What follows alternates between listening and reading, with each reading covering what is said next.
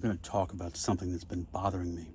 If anybody has ever heard this, then you know what I'm talking about. It's a piece of a bigger lecture that Jordan Peterson gave, but he uses the term blowing a tire in regards to when stress points in your life become so pressurization affects the weakest points the most. And that's where the tire blows. And that's a great analogy.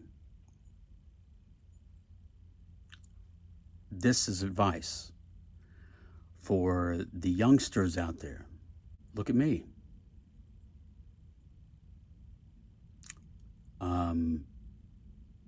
I can tell you definitively that this is no life to live. Not at all. I've been on the verge of a psychotic break before, and the only thing that saved me was my writing. But I blew a tire. And I'll be the first to tell you that no one will stop to help you. You have to change that shit on your own. And that's where you'll find out that it's not about money. It's not about how well off you are. That's not going to make your friends and family stop to help you. They're all going to keep going because it's about hierarchy and social status. It has nothing to do with how well off you are. If it did, then I wouldn't have been left to fend for myself. It puts you in a vulnerable and needy position. And it does not care if you are a needy person. It does not care if you are a vulnerable person. You are now that. And there is no getting around it. So don't blow a tire. When you see, this was my problem. Alcohol was my issue. When you see an issue, acknowledge it. And file it and move on. Overcome it. And deal with it when you see it. Don't put it off. Especially don't put it off because it gives you an escapism from, let's say, like a marriage that you weren't totally keen with. But I put up with it because, well, things were okay. Things were comfortable until they weren't. And between then and then, all I did was exacerbate the issue more. And it was like a perfect fucking storm of idiocy. My mom was dying, I was getting divorced, and trying to switch jobs all at the same time. I left a $100,000 a year job to go work with who was a friend, who was damn close to a best friend, until he wasn't. And I got fired for being late to a financial advisory job. Nobody shows up to those on time. It was just an excuse because I was being honest and acknowledging my current issues. And the first chance they got, after over 6 months of negotiation, interviews, I was thrown to the wolves by my friend's father-in-law. And then at my lowest point, made to cry from verbal abuse given to me by my friend's wife. At my lowest point, after all that shit had happened. And I'm still dealing with the divorce, and my mother is still dying. That's blowing a fucking tire in grand fashion. And no one was there to help me. No one was equipped to help me. I was handed off to a psych ward at one point, more than once. I was blamed, scapegoated, ignored, disowned. That's the true nature of people. That's the true nature of what we have going on in this society right now.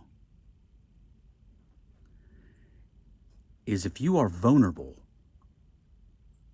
exposed, and needy, not by choice, it doesn't matter. You will be treated like you don't matter, like your feelings don't matter.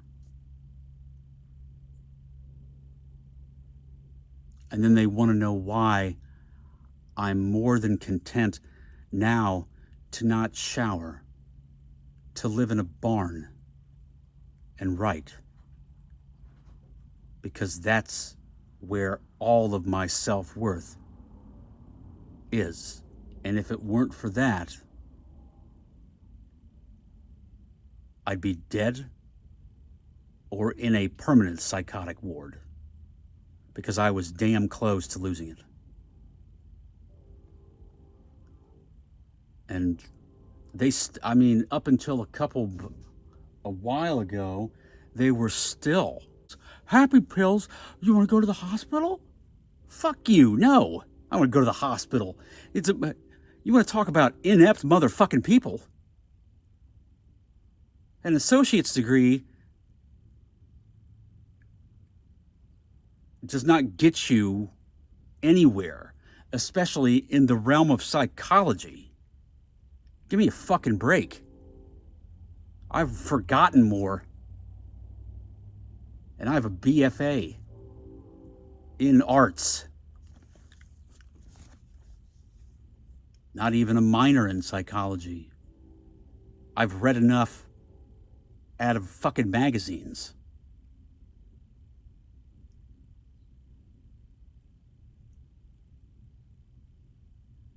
This is just I'm being serious. This is a warning. Jordan Peterson actually was a big help for me because I didn't know who he was. But after I got put here by default the first time by a woman that was trying to get me to commit suicide, because that would have been the ultimate source of supply for a malignant narcissist, after she knocked my fucking teeth out, broke my nose, stole everything I owned, basically, kept 95% of my clothing for 2 years. For what reason, I don't know. But she criminalized me with a restraining order, then came out here to violate it for me more than once. So I got sent to jail. Now that follows me around. I have the evidence right here.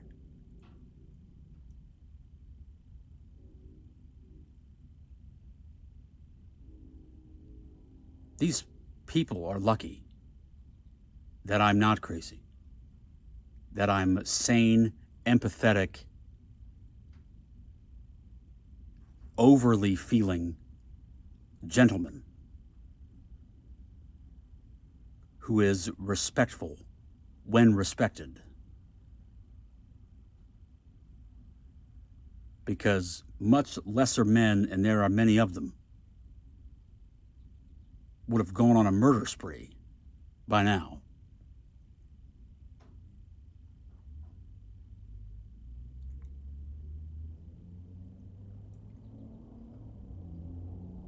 And I just keep getting better as a person. So I guess, that's the payoff. You'll be alone, because there are no people in this society, at least from my vantage point, that are, very few of them. and they have enough on their plate. Dealing with all the temper tantrums, the cluster B personality disorders, the menticide, the depression, the anxiety that all of their people that don't give a fuck about them are going through. Because it's all about me, me, me, me, me, me, me, me. This society is so self-obsessed and anxiety-ridden that it's quite easy to see if you just take a step back that the downfall of every empire is when, very simply put, we have too many people with too much time on their hands. Thinking up rules that nobody needs. And creating fantasies that they think are realities, that they project on everybody else. So everybody thinks that in the safest time to ever exist on this planet, they're all somehow in danger at all times.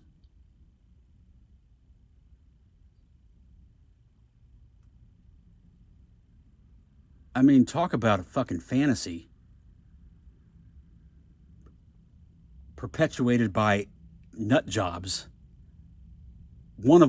two of which I know have called me crazy before because they're gaslighting fucking cunts. And you two are morons. Absolute and utterly. To rid yourself of me. Of course, I sound like this and look like this now. But when we were good, I was your biggest fan, #1 advocate, and I had your back.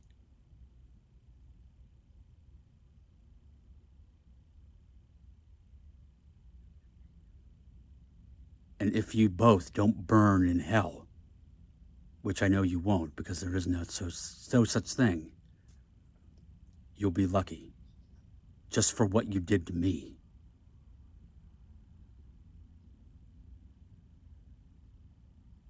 And this is the only thing, any kind of revenge or anything, I didn't even plan this. But every time I think about the way you treated me and what you did to me, you should be more than ashamed. You should find the nearest cliff and walk off it, because you're not any help to anyone. You'd be better in remembrance, so people can gentrify your record. Give you a little George Washington salt and pepper.